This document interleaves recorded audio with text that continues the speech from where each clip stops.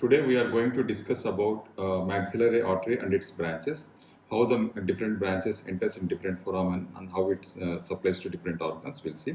Maxillary artery is very important for the ENT surgeons because it supplies many vital structures in face and mandible and maxilla, and it supplies to ear canal, and it supplies to pharynx, upper pharynx, and eustachian tube and palate.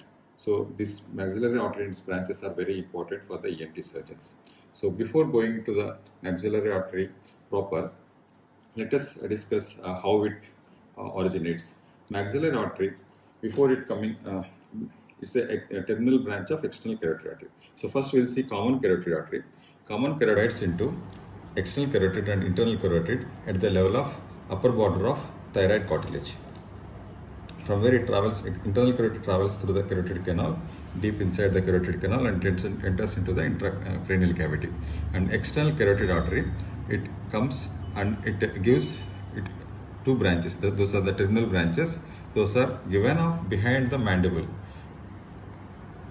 neck of the mandible, and it's a continuation is superficial temporal artery. The other artery is maxillary artery. So now we can see. So medial to the neck of the mandible, the bifurcation of the external carotid artery occurs and gives terminal branches like superficial temporal artery. And the other one is called maxillary artery. So maxillary artery, for the ease of understanding, it is divided into three branches. Those are called first part, second part, and third part. So first part is called mandibular part, and second part is called pterygoid part, and third part is called pterygopalatine part. Let's see into the textbook. So let us discuss briefly about the maxillary artery and its branches. As a quick recap, we just see the two-dimensional pictures, how it looks, and the same knowledge we apply in three-dimensional way. Okay. So the first part of the maxillary artery is called mandibular part, and second part is called pterygoid part, and third part is called pterygopalatine part. The first part gives 5 branches. Those are, the first branch is called deep auricular artery and anterior tympanic artery. These two arteries goes behind and supplies to the ear. And one artery called middle meningeal artery. So middle meningeal artery goes into the infratemporal fossa and it enters into the skull, into the intracranium through the foramen spinosa. And the inferior alveolar artery that comes is the fourth branch. That branch comes inferior alveolar artery. It enters to mandibular foramen and enters into the mandibular canal, and it supplies to the mandible and lower teeth, and it also exits from the mental foramen and it supplies as a mental branch. Before entering into the mandibular foramen, it gives off other branches called mylohyoid branch and other lingual branches. So other fifth branch is called accessory meningeal artery. This enters through the foramen ovale and it goes into the intracranium. It supplies to the trigeminal ganglia. So this is the first part of the maxillary artery. Coming to the second part is mainly, we call it a pterygoid part. It supplies to all muscles of the mastication. Masseter muscle and deep temporal muscle, and pterygoid muscle supplies to medial pterygoid and lateral pterygoid, and buccinator supplies to buccinator muscle and of the cheek. So coming to the third part is most of the vessels, they enter into different foramen and they exist from different foramen.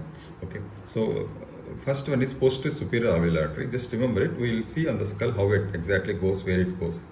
And infraorbital artery, and other one is pharyngeal artery and artery of pterygoid canal, and spinopalatine artery is considered as the terminal part of maxillary artery. So the maxillary artery ends as a spinopalatine artery.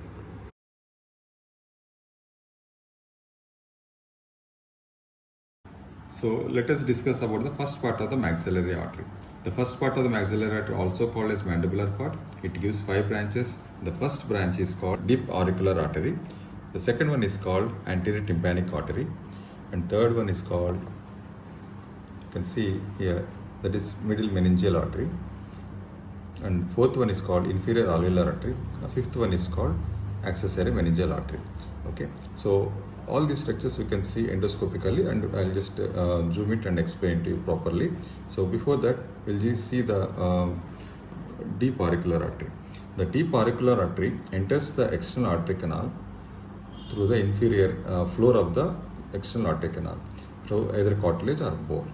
So it supplies to the external artery canal, and it also supplies the lateral surface of the tympanic membrane.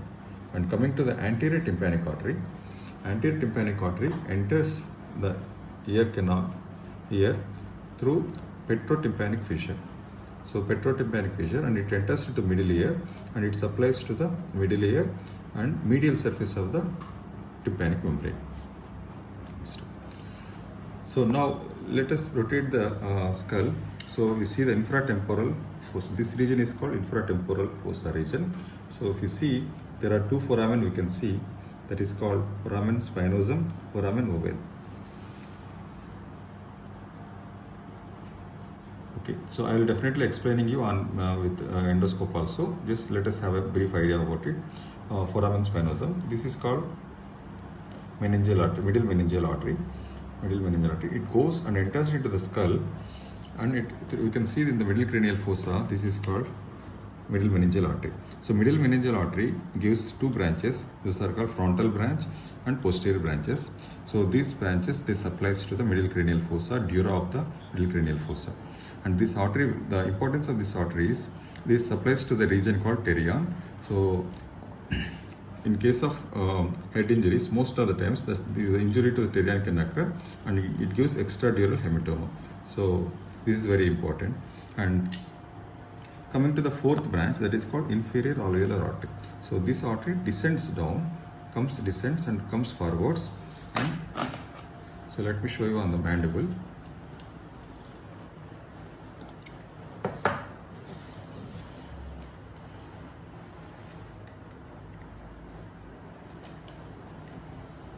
So this is the continuation of,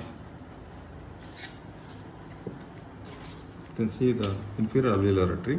It descends and comes forward, and it enters into the mandibular foramen, and from there it travels in the mandibular canal, and it comes out like this, and it comes forwards, and it coming out of the mental foramen and gives the mental foramen branches. So this inferior alveolar artery, before entering into mandibular foramen, it also gives rise to branches to mylohyoid and lingual branches. Branch is called accessory meningeal artery.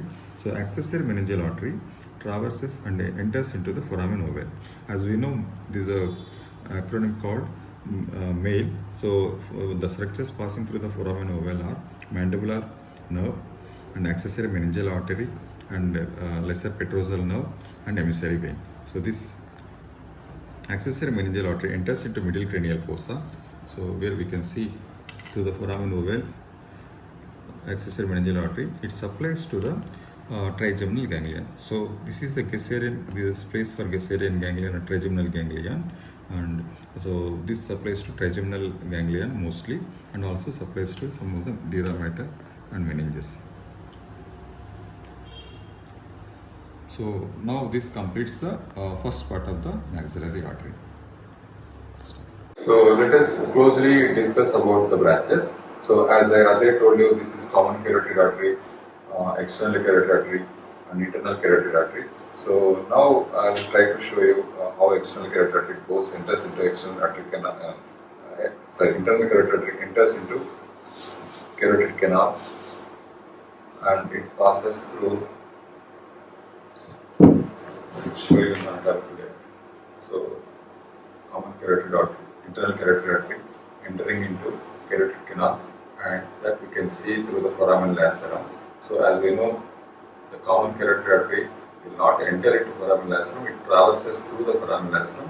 So we can see through the foramen lacerum internal carotid artery, and when you see inside the skull, so you can see the internal carotid artery coming into the cranial cavity through the carotid canal.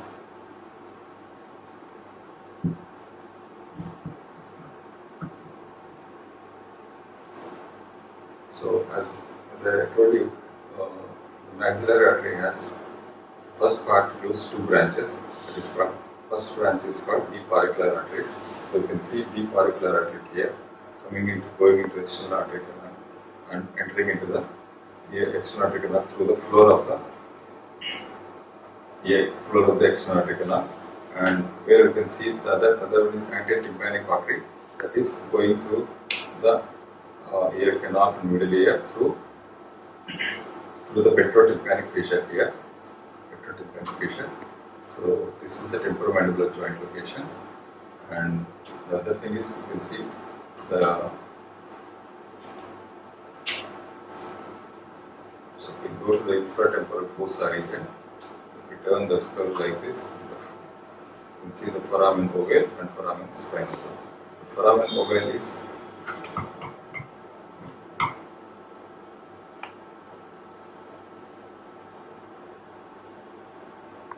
so this is the foramen spinosum. So middle meningeal artery entering into the foramen spinosum, and that is accessory meningeal artery entering into the foramen ovale. So here the inferior alveolar artery as we earlier discussed.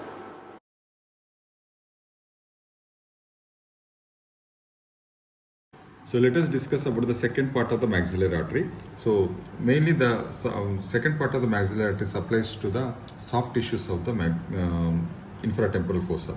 So and muscles of the mastication.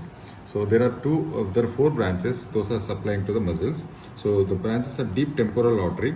Deep temporal artery supplies to temporalis muscle and buccinator muscle to branch to the buccinator, and other branches are one is masseter muscle and the other one is pterygoid part. Pterygoid artery supplies to medial pterygoid and lateral pterygoid. So these four branches supplies to muscles of the mastication.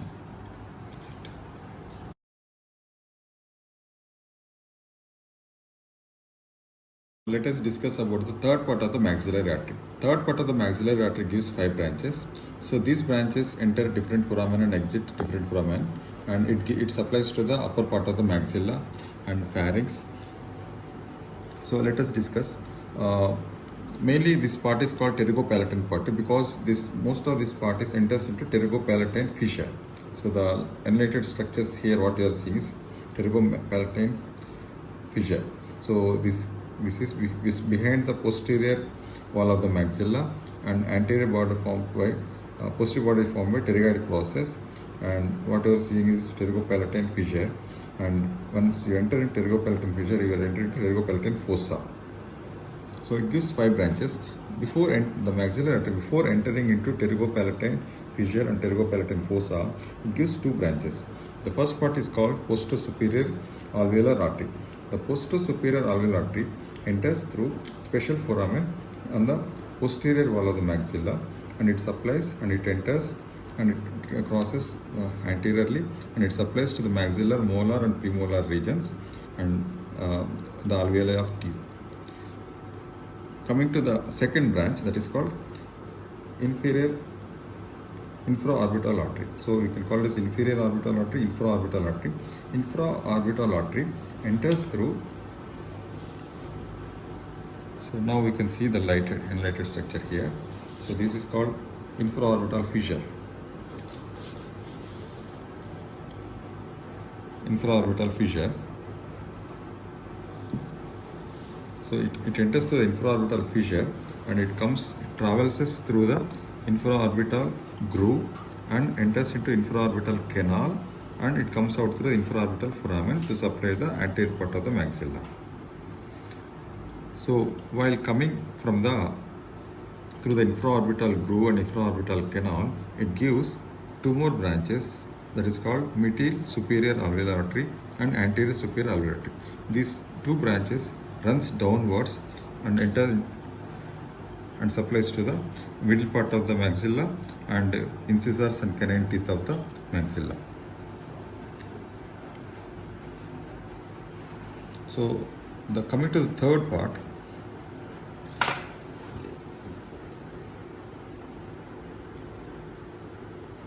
so the third part are given inside the pterygopalatine fossa.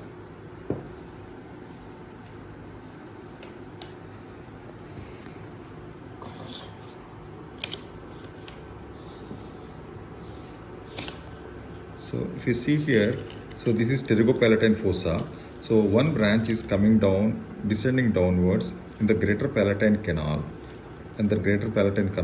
and emerging from the greater palatine foramen in the hard palate area, so the oral cavity. So the descending branch is called greater palatine artery.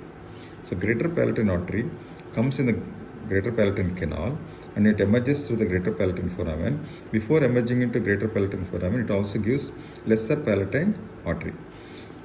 So the greater palatine artery traverses along the lateral margin of the hard palate and enters into incisive canal and it enters into the nose. So it also supplies the anterior part of the nose. It also gives lesser palatine artery which supplies to the soft palate of the soft palate. So this is the third branch is over. Coming to the fourth branch. So here straightly we can see, so it continues and comes out in the nasal cavity as a sphenopalatine artery. So where we can see this is the sphenopalatine artery. So it is coming on the lateral wall of the nose. So this is one of the landmark to identify the sphenopalatine artery in case of epistaxis. So the continuation of the maxillary artery is called sphenopalatine artery, and this is called artery of epistaxis. So this sphenopalatine artery supplies to the lateral wall of the nose, and it also supplies to the septum. So 4 branches are over. The fifth and sixth branches are. So from the pterygopalatine fossa, there are 2 branches that goes posteriorly. From the pterygopalatine fossa, posteriorly, you can see we are seeing the skull base. So posteriorly, one is through artery of pterygoid canal. The artery of pterygoid canal goes to pterygoid canal. The other one is pharyngeal branches. They travel into palatovaginal canal. The pterygoid canal, artery of pterygoid canal supplies to, so here we can see the eustachian tube opening. So it supplies to eustachian tube near eustachian tube area and tympanic cavity, and also you can see the foramen lacerum area. It supplies. The palatovaginal canal supplies to nasopharynx and sphenoid sinus and roof of the upper part of the pharynx. So now let us closely discuss with the third part of the maxillary artery. So as we see, so the maxillary artery enters into the pterygopalatine fossa through the pterygomaxillary fissure. So this area we are seeing is pterygomaxillary fissure area. So it is entering into the pterygopalatine fossa.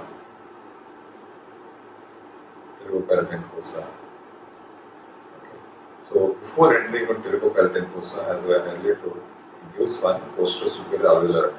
The posterior-superior alveolar artery traverses through the special foramen and it enters to the posterior wall of the maxilla. It supplies to molar and premolar region. And the another branch that comes that is called infraorbital artery. So it also emerges before going into pterygomaxillary fissure. So this is called infraorbital artery. Infraorbital artery traverses through, you can see this fissure is called infraorbital fissure. So from the front view if you see, this is infraorbital fissure. And from back if you see, this is called infraorbital fissure. And from the infraorbital fissure, it traverses through infraorbital groove and it enters into infraorbital canal and it emerges through infraorbital foramen and it supplies to the anterior part of the maxilla. So coming to the medially, you see, so as I told, it enters to the pterygomaxillary fissure and pterygopalatine fossa and it comes medially and it entering into the nose. So here what we are seeing is sphenopalatine foramen. The sphenopalatine foramen through the sphincter filtrum, it supplies to the lateral wall of the nose, and also supplies to the septum. So this is the branch you can see here, sphenopalatine artery as a terminal branch. And the fourth one is what we suggested. You see, so these are the pterygoid processes. So this is the hard palate we are seeing, and so from the pterygopalatine fossa, one branch is descending down. The descending down branch, you'll see it here, and that is coming through the greater palatal foramen, and it traveling through along the lateral margin of the hard palate, and it is entering into incisive canal, and it is emerging through into the nose, anterior part of the nose. So greater palatine artery starts from pterygopalatine fossa. It descends down in the greater palatine canal, emerges through the greater palatine foramen, and it traverses along the lateral margin of the hard palate. Before entering into the hard palate, it also gives lesser palatine branch that supplies to the soft palate. So along the lateral margin of the hard palate, traverses and it enters to the incisive canal and enters into the nasal cavity and supplies to the nasal part of the anterior part of the septum.